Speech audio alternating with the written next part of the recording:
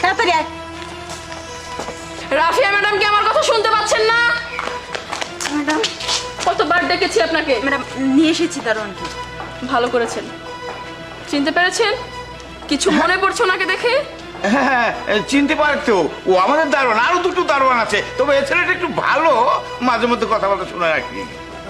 মাঝে একটু ফাঁকি দেয়। আচ্ছা ঠিক আছে দারোয়ান, আজ থেকে 16-17 বছর আগে এই অফিসে আপনার সাথে কি হয়েছিল সেটা একটু ওনাদেরকে বলুন তো। ম্যাডাম, সেই পুরোনো কাশুনদের গাইডে লাভ কি? সেই 15-16 বছর আগের ঘটনা। হ্যাঁ, এত কথা বাড়াচ্ছেন কেন? আমি যেহেতু আপনাকে বলতে বলেছি আপনি বলুন। ম্যাডাম, 15-16 বছর আগের ঘটনা তো। আমার একটা ছোট বোন ছিল, খুব আদরের বোন। ওর কষ্ট কোনোদিন আমি সহ্য করতে পারতাম না।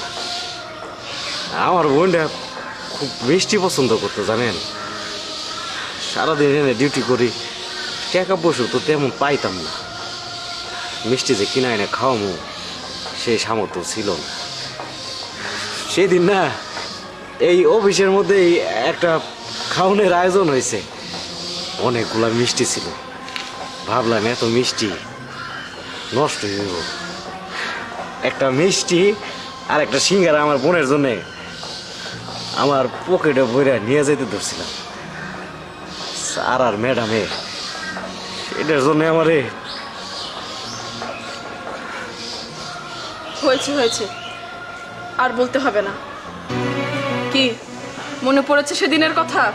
হ্যাঁ, একটু মনে পড়েছে। কিন্তু তুমি ওই দিনকার কথাই হানো মনে রাখছো।